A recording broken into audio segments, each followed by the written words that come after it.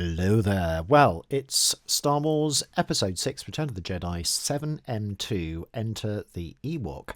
And this follows on from the previous cue, pretty much contiguously. So, music by John Williams, orchestrated by Herb Spencer, this one. And we actually start at sort of bar 25 of the original. There is sort of some of this type of material earlier on, but it was all cut, I believe, or stitched together anyway with the previous cue. So it's quite an interesting one because we have some really lovely, basically jazz voice chords at the beginning, with this particular sort of left-hand voicing, which is a sort of quartal voicing with fourths. So I'm just jumping straight in. So we've got a perfect fourth. And then a sort of augmented fourth, basically, or diminished fifth. So we've got that sort of idea. I mean, I put the pitch class sets here as well, but I'm not really sure how useful they are, to be perfectly frank. But it's just a way of kind of just labeling them, really. So I've called these sort of sus sharp fours. Because I feel as though they could be sus. And also that tends to go all the way through, so then it's playing down. So it's definitely a thing. And he also uses it here as well. So some of the chords are the same thing. So I've labelled what they are kind of here. E flat sus sharp 4, D flat sus sharp 4, G flat sus sharp 4. They're also in second inversion as well, basically. Which again is a very much a sort of jazz voicing too, having those sort of fourths in the lowest left hand, basically. And then we've got sort of dyadic thirds, which may or may not be part of individual sort of individual sort of modes, and I'm not sure whether there is a sort of specific mode that goes with all of this. I think it's just literally a voiced chord, which then is a pattern, and it then repeats. So in terms of also, I just noticed that it says piano there instead of piano, which is a little bit upsetting. There we go. Got there in the end.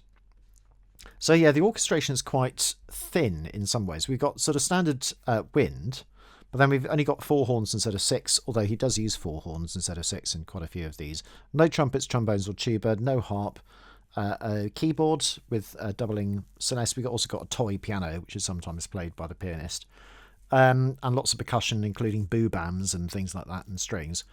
So yes, we start off with just the cellos, and then we've got sort of Violin 2 divisi, Violin 1. By the way, that is quite common, so not dividing the first, but dividing the seconds instead here. So that seems to be a thing, just for balance reasons, I would have thought, more than anything.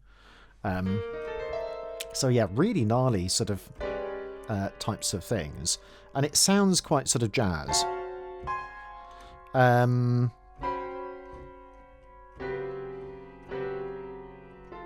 Like that.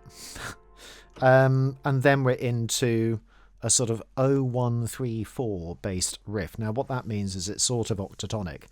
In other words, if you put all the notes together, which is what these are, like that, with a sort of slightly Omen-esque bass line, but completely different context, of course, here. So we have a sort of, let's call it octatonic based thing. It doesn't necessarily have to be. It could just simply be part of a minor scale as well. So 0134 is not always octatonic, and there's no other sort of octatonicism around. And then he goes back to this sort of previous chord as well, which again is a sort of jazz, beautiful sort of jazz thing going on there. Interestingly enough, the same. Well, this is the other reason for doing the pitch sets, is to find any similarities between some of the actual chords itself. So this G flat sus sharp 4, but notice that each time has slightly different things on it as well. So that's also a thing as well. So yeah, that's kind of it. And then we've also got, so I'm just trying to work out whether I've labelled that 522 instead of 57. And I should probably double check whilst I'm here. It's just one of those things which I should have done before, but didn't, basically. So let's just judge this one. So I've called this 5-7. So in other words, here let's see whether it's the same. So we got D flat or C sharp, G flat and C, which is our 3-5 voicing. And then we've got a G natural and a B natural as well. So that comes out as 5-7. So that is right. So I've labelled that incorrectly. So let's just do that and then do that. Done.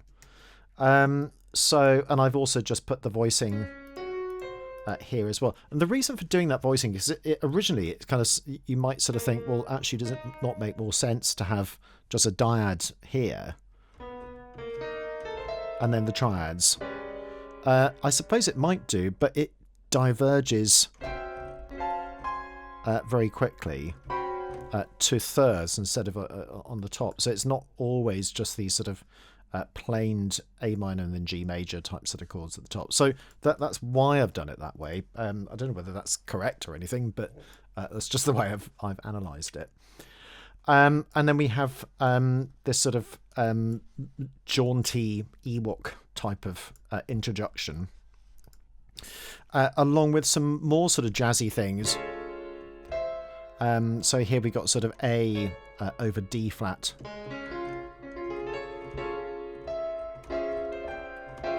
That sort of thing. And then this amazing sort of chord here. Like that, D flat, add a flat 9. Or even a sort of org 8. Because the D and D flat as well. Sorry, D flat and the D natural the other way around. So very, very harsh. And this is quite a rare, although it's a 418, it's quite a rare voicing. And very, very slight differences in every single time this happens. You know, sometimes it's with flutes, sometimes it's not with flutes. Sometimes we've got Celeste at the top with marimba. Sometimes things play out slightly differently. You'll notice that it's not always the same. That was symptomatic of what happened before. Then we just have a plain sort of F, and then we're into the Ewoks theme.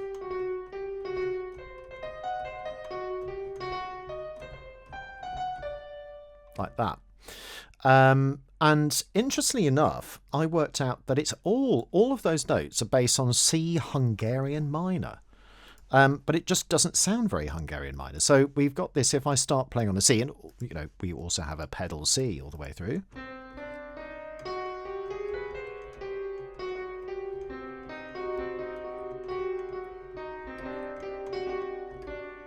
Like that. Yeah, all of those notes are actually found in C Hungarian minor, including all of these little horn things as well. Those scale tones in C Hungarian minor. Scale tone 2, 3, 4 and 5. 2, flat 3, sharp 4 and 5, if you want to be specific about it. So just a reminder, the Hungarian minor is exactly the same as a harmonic minor, but with a raised fourth. And it's actually part of 720 pitch class set, which is a double harmonic scale. And then we're into a sort of another 4/7 based riff. So not quite the same as what we had before.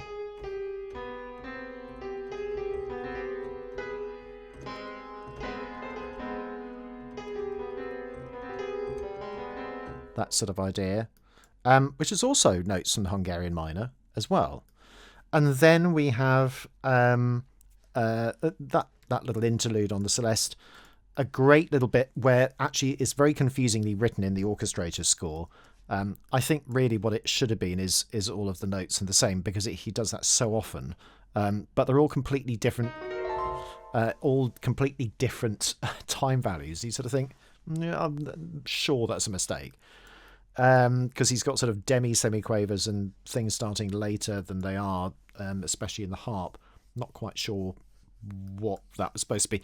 And to be honest, I can't even hear the harp on the recording anyway, so it could just be that they thought, oh, I'm not sure what's going on there, let's just get rid of it. But interestingly, this chord here, which is E flat minor, and then A minor, so 2 minor chords, a tritone apart, is similar to what we had here. Here, where we have a major chord and then a minor chord, a tritone apart, and it's both of those are sort of weirdly subsets of 630. So if I type in 519 in here, if I just reset that, and I think if I just go 519 and then do that, we find that it is a subset of 630, which is interesting. So that there is a sort of weird homogeneity to a lot of Williams's harmonic writing, especially when you don't think there should be. In other words, that they seem not to be related, but they are related. And we don't know whether that's completely unconscious or conscious. We don't really know without actually asking him, but he might not even remember anyway. And we get this extraordinary chord as it sort of lands on here, like that, with that E very, very far above here. So sort of in effect, you could say is sort of almost a triple thing, where E on its own, then a sort of F bass thing, and then an E flat minor. But that's if you put them all together, like that, we get that sort of extraordinary sort of bitonal type chord. Notice that they're not interlinked. And again, as so often the case, the upper voicing is second inversion based. Not all the time, but so often that is the case, especially when this isn't second inversion, that sort of root position at that point. Then we're back into the same material as we had before, this sort of 0134, and then a little excerpt of the bit of Ewok theme again. Bum, ba, bum, bum, like that, a little tag, a segmented ending of the melody, but in the bass. And then that's it, it ends. We've got little boobams, we've got a toy piano, got logs, we've got super balls on gongs, we've got Javanese drums, that sort of thing. So yeah, it's quite a fun one. Just having a look at sort of some of the percussion, log and bass drum, log and triangle as well. Just discovering a few. Oh, whoops, sorry. It's because it suddenly got really dark in my room, so I can't see anything. There we go. I got there in the end. Sort of ending on a sort of bit of a damp squib bit here. So that's it. There we go. Quartal voicing, 0134 bass riffs, interesting sort of bitonal type sort of things with upper extensions, that really weird D flat add flat 9 or sharp 8 chord, C Hungarian minor for the Ewok theme, and then back to it, and then a little sort of bitonal chord at that point. So a small cue, not massive amount to talk about, just the orchestration bits. I think I kind of pointed out what I wanted to, really. Everything else is sort of reasonably straightforward. We have sort of just no overlapping, really. Unison stuff, unisons there, standard stuff in the horns, lots of first and seconds when they're important on their own. Again, divisi, second violins, not firsts. Occasionally, we also do that in the violas as well. Little sort of other periodic voicing bits here. So this whole sort of section here,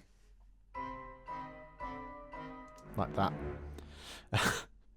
That's sort of cheeky. And it's almost like a little glide up, I think, as well. So they probably slide up the string.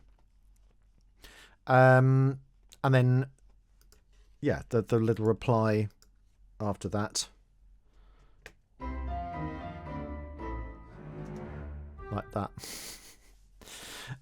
Just sort of highlighting a couple of those. notes as well. You can see how they're picking out some of those notes there. There we go. And that's kind of it, really. Short and sweet, and I hope you enjoy it. And I will see you next time for the next one. Bye for now.